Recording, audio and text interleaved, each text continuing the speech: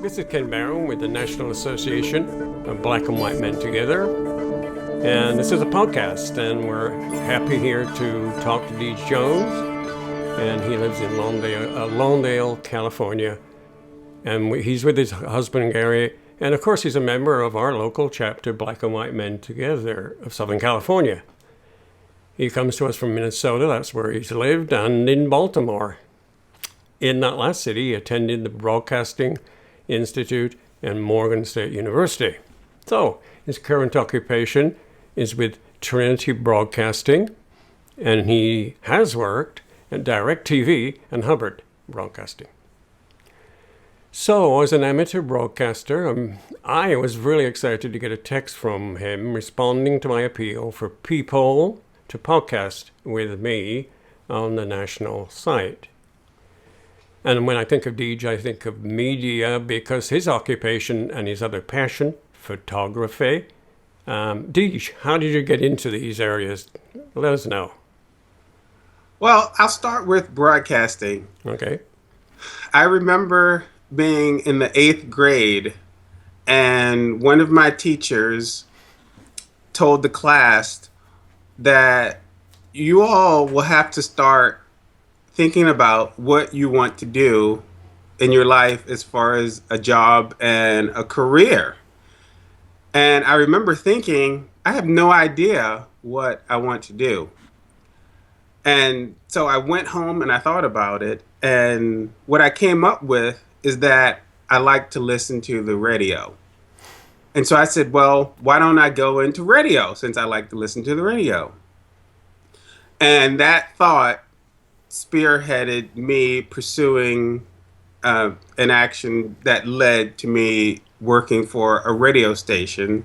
And then that eventually turned into me working for a TV station. And that's kind of the nutshell of it. Okay, what about photography? As far as photography, I've always liked taking pictures since I was a teenager. I liked capturing the memories because even at a young age, I knew the memories held special meaning. I knew there was something that, once you took a picture in 1977, you can't recapture that in 1982. You're not going to look the same. Things aren't going to be the same, so on and so on. So I always liked capturing memories. And I remember my mother got me my first one-step camera. And then that progressed on to, as I got older, taking pictures of my friends and taking pictures at my friend's party, to it finally got to the point where one of my friends called me Mr. Photographer because I'd always come over, taking pictures of them and taking pictures at their parties.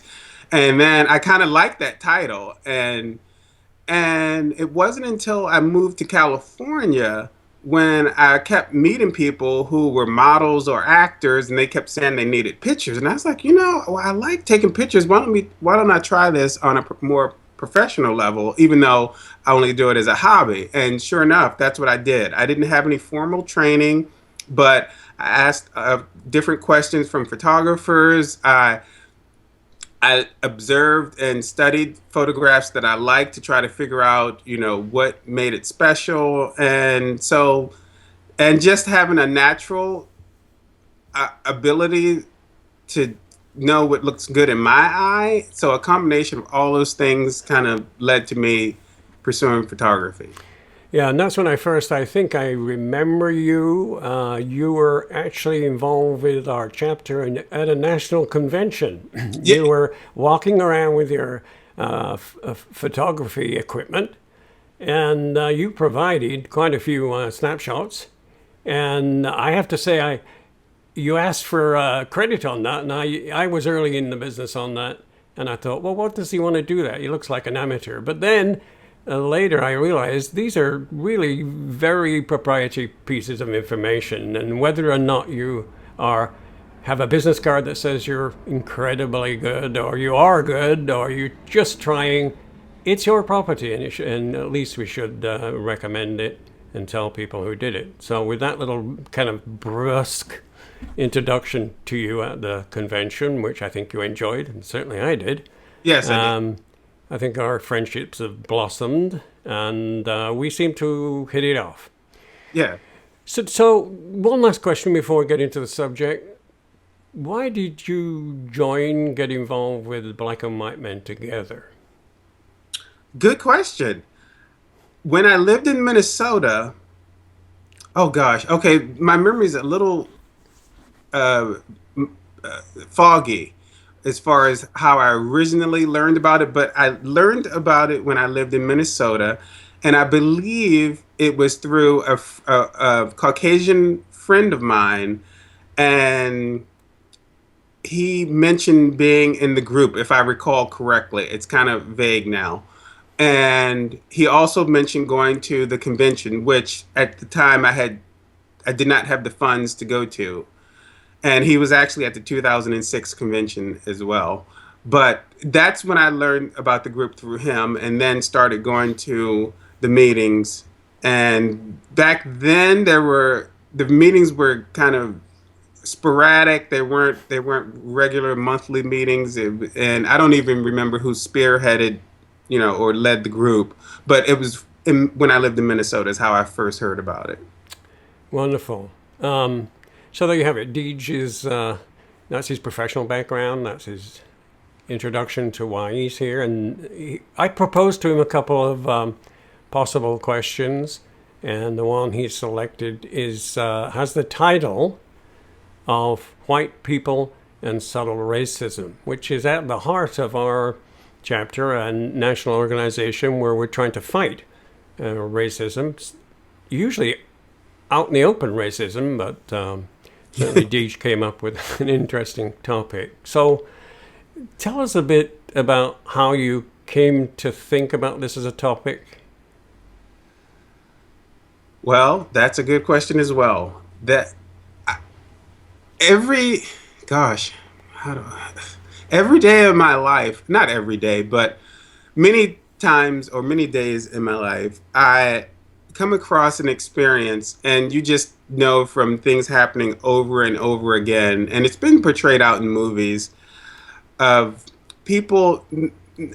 They may be aware and they may not be aware of certain things they are doing, but I'll give a classic example of the white woman on the elevator with her purse, and then the black man gets on the elevator, and they're the only two on the elevator, and then the woman kind of clutches her purse tighter or moves it, closer, and me as the black person can already sense, okay, she thinks I'm going to steal her purse.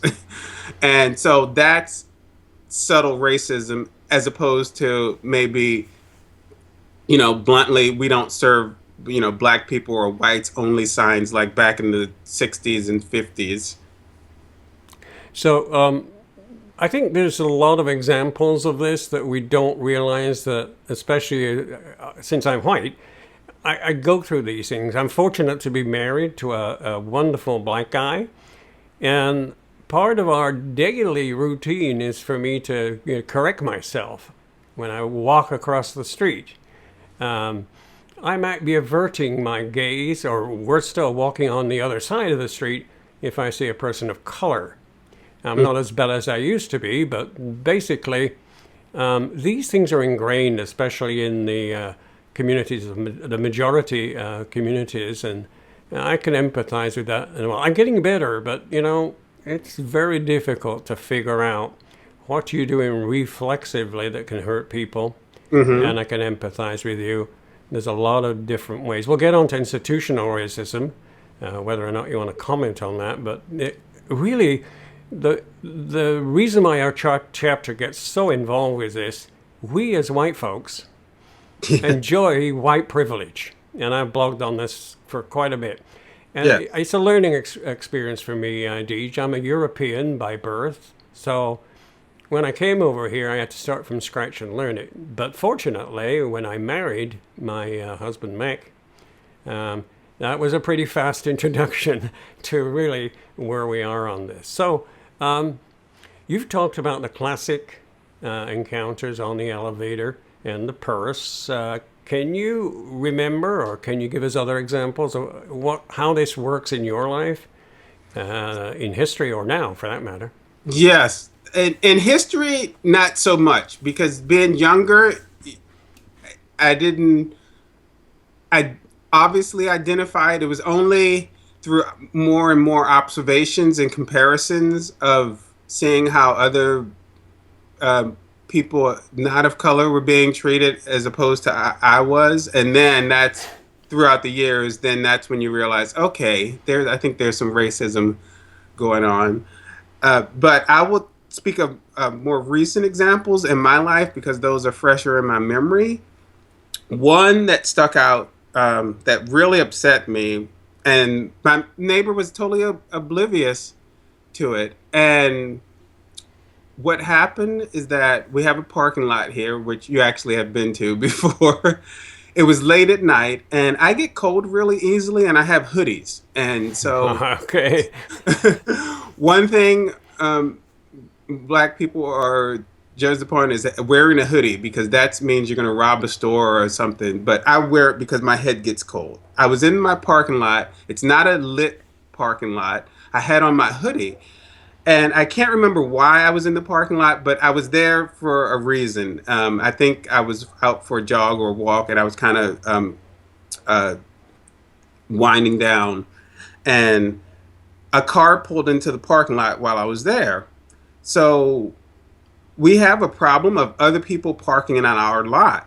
So I waited to see if this car was one of those people who didn't belong in the parking lot. And then I noticed that the guy sat there and he didn't get out of his car. And I thought, okay, this is odd. And then I continued to watch him. And then he made a phone call. And then after the phone call, a couple minutes later, a neighbor of mine came outside and just approached me and said, Deej, what are you doing out here scaring people? And then I realized that the guy in the car was his friend.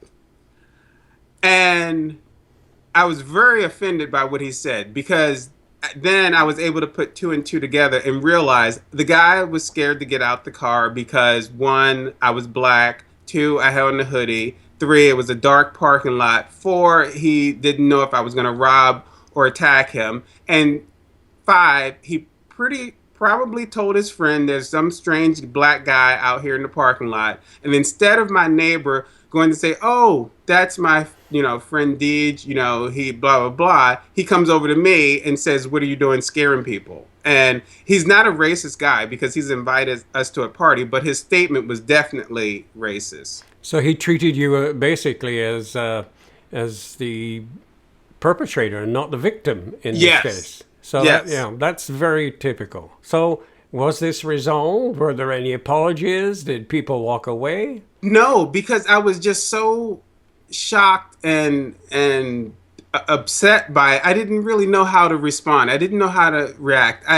Because I was torn. I knew he wasn't racist, and I didn't know whether approaching him later would kind of blow it out of proportion. And so I just didn't talk to him for a while, really. I mean, I have since, but at the time I didn't because because I had a feeling as if I said anything, he would go, "Oh, Deej, I'm not racist," or I didn't know how he would respond, and I was afraid because we were neighbors, like next door neighbors. I was afraid of him responding negatively and then creating an awkward situation and dynamic within the complex in which I live. Deej, we're finding at the national list subtle racism needs to be stamped at the source, and the folks that need to do that are the white folks. Your neighbor is black or white? Oh, he was white. Okay, so the concept is, as far as I know, I may be wrong, that it's up to white folks who have the power and the privilege to say, no, this is wrong. This event, this circumstance, these utterances are wrong. So what you do here is pinpoint what you have to go through on a daily basis. You do have support. You are employed, really in a great job. It's a job you want to do. So you're happy with your life, but each and every day you have to look over your shoulder. You have to be careful whether you want to be hot or cold with a hoodie on. That's an incredible burden that you and people at the margins have had to do. So is it getting easier for you, and maybe is it getting easier for other people at the margins and people of color? Is it getting easier? Is a good question. I keep saying that, but it's true. Yeah, that's no reflection on me. These are natural questions, and Okay. I have some bad questions. I know. Well, Go obviously, I ahead. can't speak for all people or all people of color, Good. but that's really hard for me to judge if it's getting easier. I mean, I would like to say yes as a blanket general statement, but I really don't know. It's difficult because you fall into murky waters when you're not sure if something's racism or you're not sure if someone's just an asshole. you know, or you're not sure that you're passed over for a promotion or something because you aren't good enough or because you're black. I mean, I've seen the undercover studies on TV, and I know you've seen them where they take a resume and they change the name, and one's a black person and one's a white person, or the white person has less qualifications, and they both go in for the interview, and the more qualified black person of the same age doesn't get hired. So I know that's a real thing. But I really can't comment I only can speak from my own experience. And what I'm finding now as I'm getting older, I have to decide if things are racism or actually ageism because I'm 51 now and I'm finding that it's getting increasingly difficult for me to have more job opportunities come my way. And I feel like part of that might be due to age and not necessarily racism. Wow, I never even thought about that.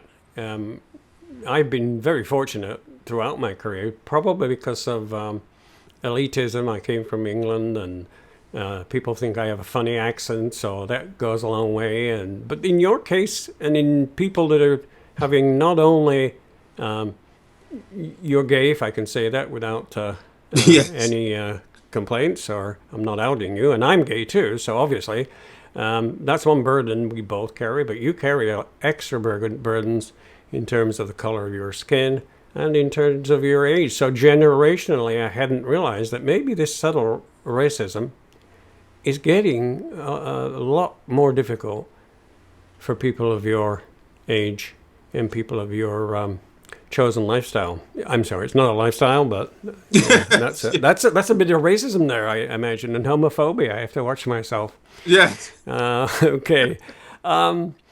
So I talked earlier about commenting when a white person or a black person, for that matter, sees these things.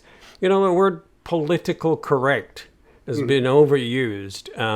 I'm trying to be as blunt as I can, even to my partner and to black folks. And I remember yesterday, you and I were having a wonderful, wonderful dinner with a bunch of people of color, our people in our group. Yes. And I remember you saying, I'm not embarrassing you, but we're good friends. You said, well, that's a white thing. And we were talking about temperature. And, as you just heard, Deej was talking about how he likes it warm and has to put on a hoodie. But I reacted instantly on that.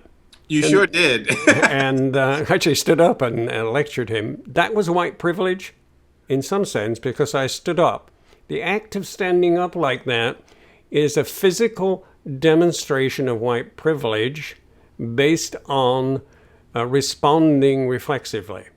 So even when you're trying to say black folks have black attitudes towards white people, and white people, whether they're guilty or not, seem to do that. So our audience can appreciate how very subtle these things are. Yes. Just to let our viewers know, we resolved that. We hugged, and we're now still friends. And we had our explanations for each other, and it rolled around the table to a certain extent. That's what our chapter and our national does, and we're very privileged to be able to have people that can come in it into the chapter and feel safe enough to say, I think blacks have racism. Well, not to the extent that they suffer as white people do. So if we can all get to that situation, it's great. So we're winding down here. It's been really exciting, but I have a few more questions, Deej, if you have Sure. time. Okay. So one of my questions is, we're talking about subtle racism, and I wonder what the comparison between subtle racism and overt racism is. It may be an even more difficult. If you don't know what subtle racism is, and you do know about racism that's out in the open, then maybe you focus on out in the open racism and not on subtle racism. You got to do both, of course. Where do you think the balance is in terms of where we are in those two areas? This is not an easy question. I can rephrase it if you need. Please. Okay. So let's take the case of, let's go political. Let's talk about Republicans. I'm not supposed to talk about Republicans when I talk in a national organization, but I like to talk about attitudes and policies. It's clear to me that when the Democrats respond to Republicans and they think they're racist, they tell them. But it's it's open in the air. Tell them this is a racist comment. You talk about Muslims and things like that. That's one issue. Yes. But what I don't hear about as much is the really subtle institutional racism that Republicans seem to ignore or say is not there. Is that a view you kind of think is the correct one? Is the one that you get looking at our society, our politics today? I can't give an informed comment on that topic because I haven't studied and paid as much attention to that to respond in an intelligent way. Deej, that's great. That's an example of a bad question, because you're supposed to ask people in their knowledge what their feelings are, what their attitudes are on things like this, and maybe I did the wrong thing here. Not the wrong thing, but I'm just trying to tell you, it's not easy to be involved in understanding people at the margins. And again, a plug for our organization. We try and do that, but we're not perfect. And, when we make questions like this, should we focus on this or not? It's in an honest way to try and find people. I appreciate your honesty that you can say, well, I don't know about that. Yeah, thanks. And sometimes I think young folks and white folks think they know everything, but that's okay. Okay. So one more question, if I could. Sure. And then I'm going to put in a plug for your photography. You might have some sites we can go to. But anyway, Okay. You alluded it earlier. In your job, have you ever been passed over for promotions for a white person? Or opportunities, I should say. I don't. If I alluded to that, maybe I'd sent the wrong signal. I have to say, and I'm not proud to say this, but I've never been promoted in any job I've ever had, and I don't know if that is due to lack of ambition or lack of experience or racism, but I have seen other coworkers that are non-black be promoted and be promoted quickly. And there have been a few where I'm not even sure what they did to get promoted, but they definitely got promoted. Could I say maybe promoted to their level of incompetence? Okay. The Peter principle. All right. Yeah, and it's a very interesting dynamic to watch. And even though I have not been promoted myself and have seen other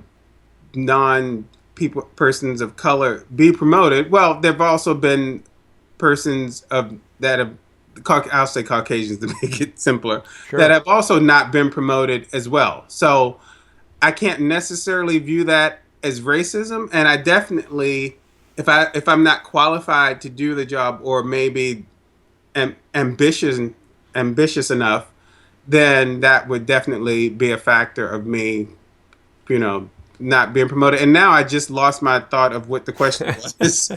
Again, the question is, in your experience, and it sounds like you can't put your finger on it, in your experience, have you been passed over for promotion to a white person? I'll say I can't say yes or no because I don't recall actually applying for a job that would be a promotion, so to speak, within a company I work for. Does that make sense? I think that answers the question here. Yeah. So I'm not one to speak, effectively on that question. Well, Deej, you've been pretty honest and giving us a background on your thoughts on this white people and subtle racism. We appreciate it. I want to give you a chance to tell people, if you want to, about any possible links you might have in terms of your photographer, where they can get in touch with you. I know you do that maybe as a hobby, but let's give you a plug here. Sure. Thank you. I'll just give a basic link. Most people, or a lot of people, are on Facebook, and I have a photography page on Facebook, and you can also send me a message there if you wanted to comment or ask me a question about what you've heard me say on the podcast. And it's called Photos by Deej, and Photos is PHOTOS, and Deej is DEEJ, D like disco. Excellent. So, you out there, guys, come on, I want you to go and look at those photographs. As I recall, there's some very good-looking people on there, including some nice guys on there. Deej, this is not pornographic, I don't think, but they're beautiful people I've seen. So, and some very good background and scenic observations. I guess I should be looking again at that Facebook page. It's okay. And figure out what the latest and greatest is. Deej, thank you so much for joining us. This, by the way, folks, is our first video cast, and I'm very excited about taking the 100 megabyte file and splitting it apart and giving you an opportunity to hear the wonderful rich tones of Deej and myself, and see Deej's fabulous looking visage out there. And he's a good man and well worth looking at his pictures. And I don't mean that from a sexual viewpoint. He's a very nice guy. Nice big smile too. This is Ken Barham, and I'm signing off with a national organization, and it's nabwmt.org if you want to go on the old-fashioned website. And if you want to see us on Facebook, you can just search for us. It's NABWMT on Facebook. We're on Twitter, and again, the hashtag is NABWMT. And I encourage you to tune in again for all the podcasts we have. And don't forget, let's make sure we try each and every day to get rid of this subtle racism. And let's just fight racism and homophobia.